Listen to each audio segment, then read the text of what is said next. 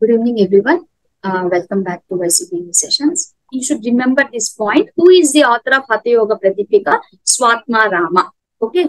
In some of the books, he is also known as Atma Rama also. But basically, he is Swatma Rama.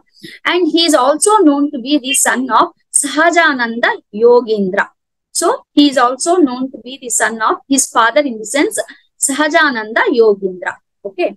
Now, coming to the Hatha Yoga Pratipika, this textbook, if you see this textbook, you can download from the internet also, a commentary on Hatha Yoga Pratipika. This textbook has 4 chapters, or you can remember in this way: asanas, pranayamas, mudras, samadhi. In general, I usually ask to remember in this way: A, P, M, N. So, these 4 chapters are: A means asanas, P means pranayama, M means mudras, N means nada anusandhana, which is nothing but the samadhi. So, A, P, M, N.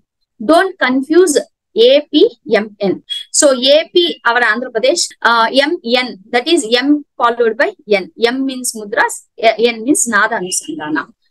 And in the first chapter, that is asanas, the first chapter, it discusses about all different techniques of asanas, or at least 15 asanas are discussed in this first chapter. 67 shlokas are there for the first chapter, or in the first chapter. Second chapter, it discusses about pranayama, that are breathing techniques. Around 78 shlokas are there. Whereas mudras, 130 sutras are given. Whereas for samadhi, 114 sutras are there. So, Hatha Yoga, 4 limbs: asana, pranayama, mudra, and nada anusandhana.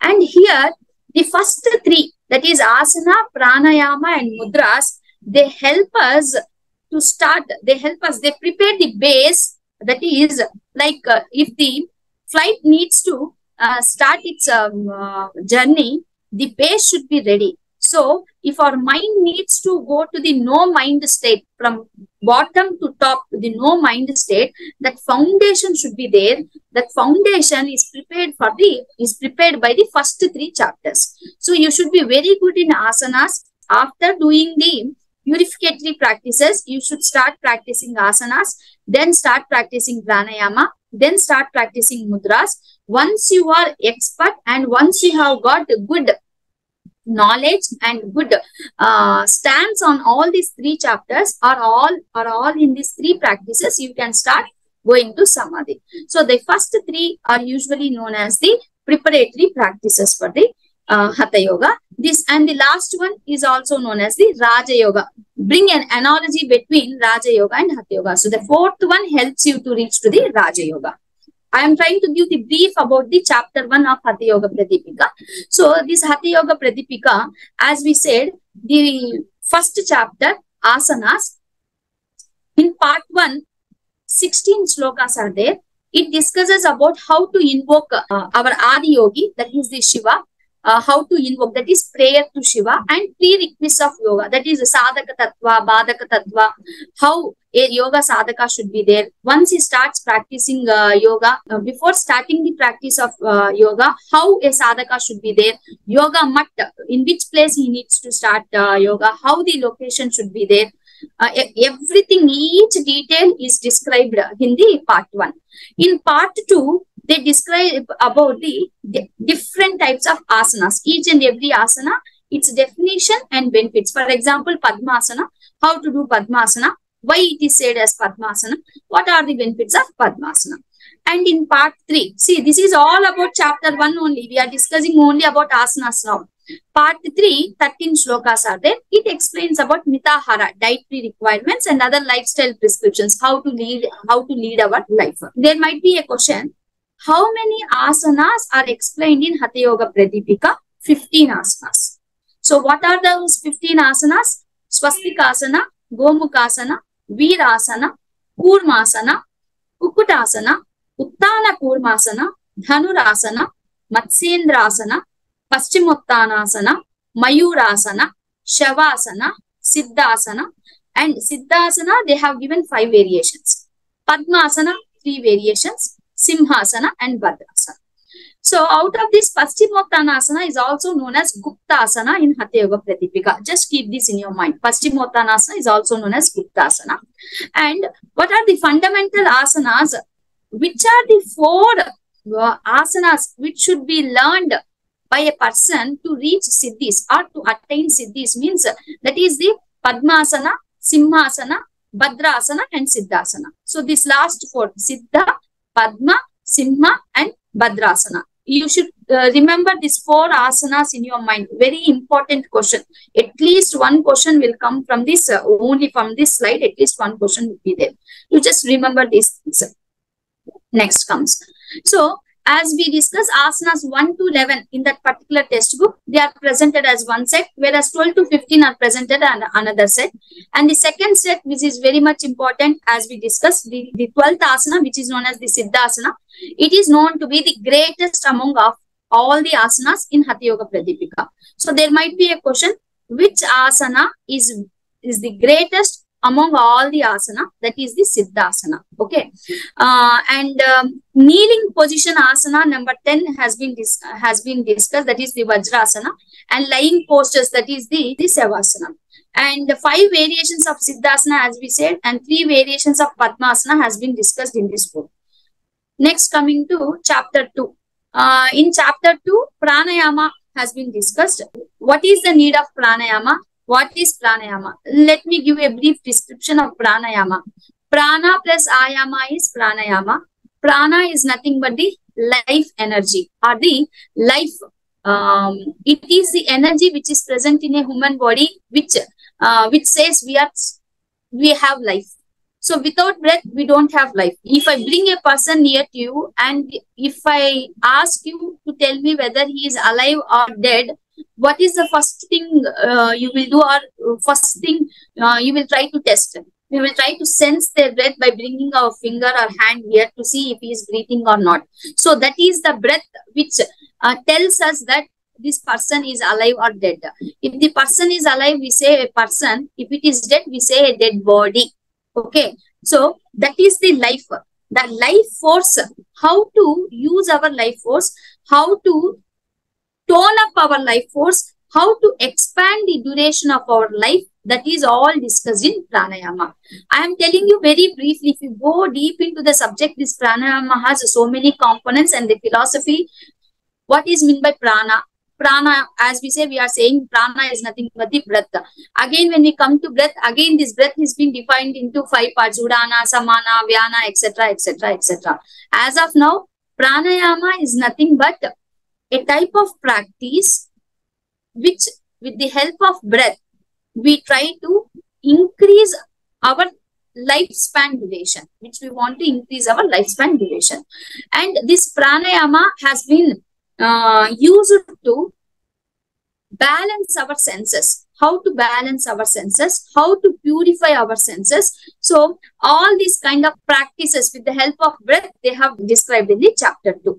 And this pranayama techniques in Hatha Yoga especially, they call it as kumbhakas. What they call it as kumbhakas. And 8 pranayamas have been discussed in chapter 2 that are known as the kumbhakas. So how many pranayamas are discussed? 8. And what is meant by kumbhaka, especially in Hatha Yoga Pratipika, it is meant by pranayama. So pranayama's other name is Ashta Kumbhakas in Hatha Yoga Pratipika. And also they have classified the pranayama as heating pranayama, cooling pranayama, etc., etc. So heating pranayama, Surya Vedana pranayama is a heating pranayama. If a person does Surya Vedana pranayama regularly, if he becomes an expert in Surya Vedana pranayama, with the help of Surya Vedana pranayama, all the worms present in our body, they would be killed. If a person regularly does Surya Vedana pranayama, body heat would be generated much. Because of that heatness, worms and small bacteria which is present in your body, that could be killed. This is one of the bit which comes in the multiple choice questions. So what were those 8 pranayama practices which are known as Ashtakumbhakas? They are Surya Vedana, Ujjayi, Sitkari, Sitali, Bastrika, Bhramari, Murcha, Plavani. So Surya Vedana, this is breathing with the help of right nostril. Ujjayi with the help of glottis, that is the throat, we usually practice Ujjayi. Sitkari and Sitali are nothing but with the help of the mudras we will practice, that is with the help of the tongue. These are cooling pranayamas. Bhastrika, again, it is a heat generating pranayama. We are trying to move our lungs with like a bellows. Bhastrika. Brahmari, a harmonizing pranayama. With the help of the Shanmukhi Mudra we do. Murcha and Plavani, a little bit advanced pranayamas where we need to hold our breath. Kumbhaka, we are restraining our breath. Plavani is again making our body as light as a fish to float on the water. These are the 8 different pranayama techniques. Very important question. What are the Ashtakumbhakas? Yes. This is important in theory as well as in Viva questions also, because in Viva also when you appear for practical, Sir might have already explained, 20 minutes you will be asked questions on different things. So there in pranayama section, you might be asked to explain about Bhastrika, what are the contraindications, and specifically they will ask, what is the benefit discussed in Hatha Yoga Pradipika regarding Ujjayi? You should not say general one. You should be able to remember what is the spiritual benefit of Brahmari Pranayama discussed in Hatha Yoga Pradipika. So all those things, when you go into detail, we will be discussing about this. This is a high level of Hatha Yoga. That's why I am not going too much detail, but important points I am discussing here. And chapter 3. So this chapter 3 is nothing but, as we said, A, P, M, N, right? A is asana is done, P pranayama is done, M is mudras. Again, this chapter they have divided into 2 divisions. The first 5 verses discusses about what is meant by Kundalini energy. And after that, the second division, that is the chapter 3, second part deals with the 10 mudras. So sutra number 6 to 130, they discussed about all the 10 mudras. So you need to also remember how many mudras, dasha mudra. How many mudras are discussed in Hatha Yoga? Dasa mudra. Kitne asana? 15, 15 asanas. Kitne pranayama? 8, Ashtakumbhaka. Kitne mudras? Dasa mudra. So you need to remember the count also. Okay. What are the 10 mudras which have been discussed here? The 10 mudras which have been discussed are Mahamudra, Mahabandha, Mahaveda, Kechari, Udhyana Bandha, Mula Bandha, Jalandhara Bandha, Viparita Karani, Vajroli or Sahajoli or Amaroli, Shakti Chalana. And again, you might now get a doubt. And madam, so what is this, ma'am? You told about mudras, again you are discussing about bandhas. In Hatha Yoga, bandhas are classified as mudras. Keep this point in your mind. In Hatha Yoga, bandhas, what are the 3 bandhas? What are the 3 bandhas?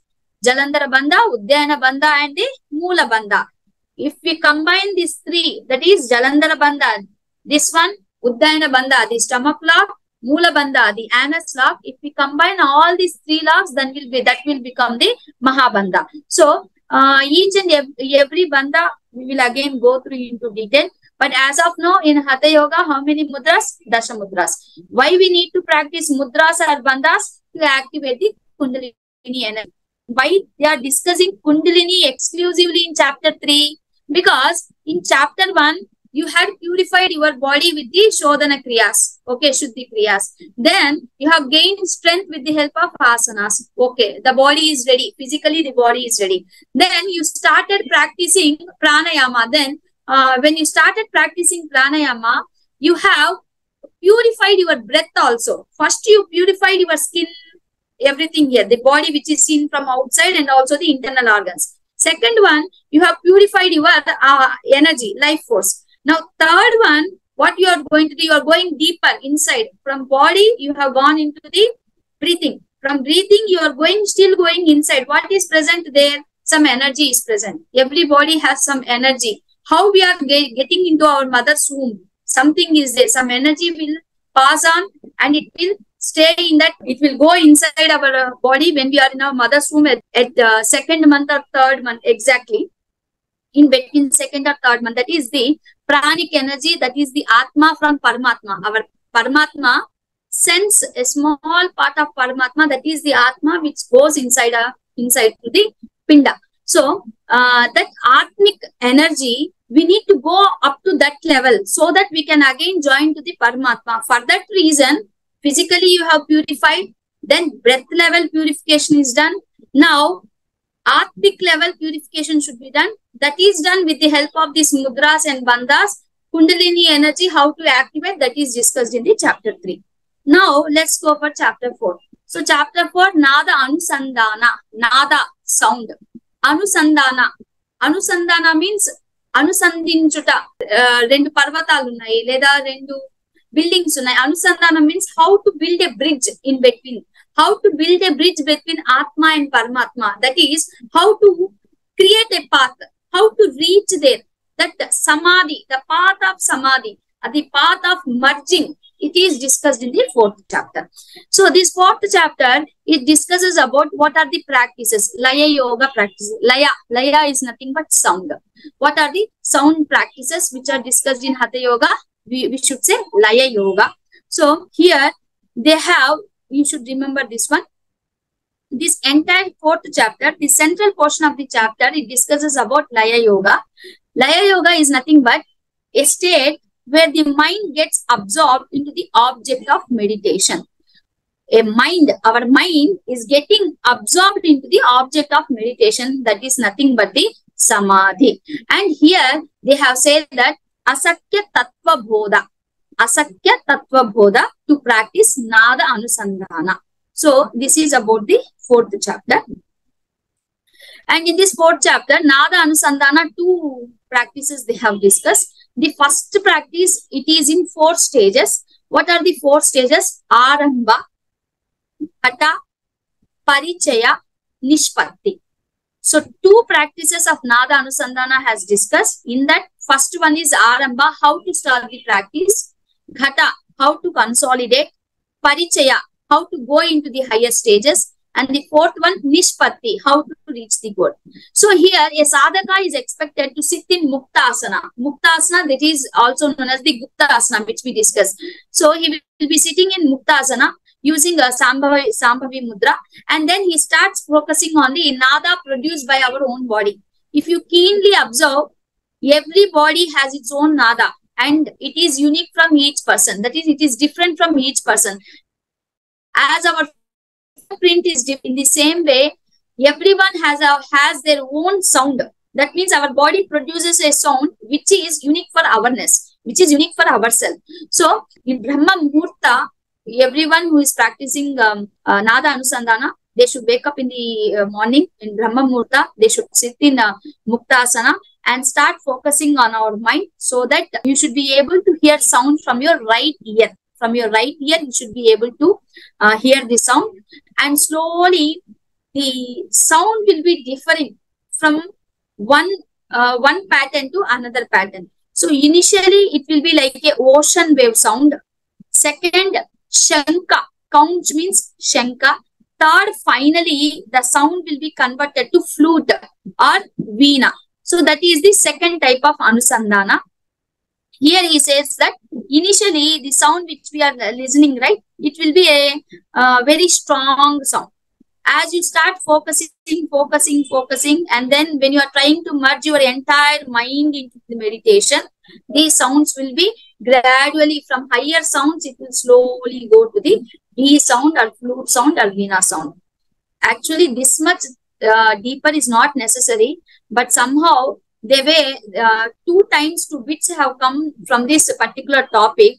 So the bit is, or the question they would ask is, what is the form of sound which is heard in the final stage of Nada Anusandhana?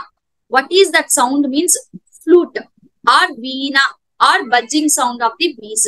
Out of these 3, anyone they can give. You have to check the answers and then give the answer. The first level is ocean or cloud. Second one is ocean, means ocean sound. Cloud, you know, kettle drum. Kettle drum is nothing but the శివుడు చేతిలో పట్టుకొని ఉంటారు కదా, అది kettle drum అంటే. ఇట్లా ఉంటుంది, ఇలా ఉంటుంది. తెలుగులో ఏమంటారు నాకు ఐడియా లేదు. రెండవది ఏమంటారు sir? డమరుగం. Damarukam, right, Damarukam.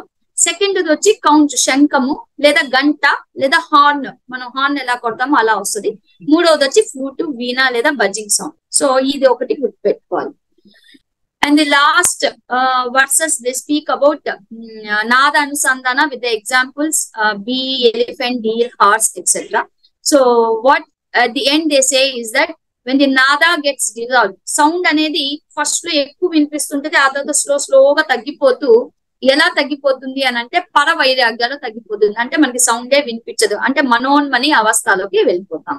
So this has been discussed from 90 to 102 sutras.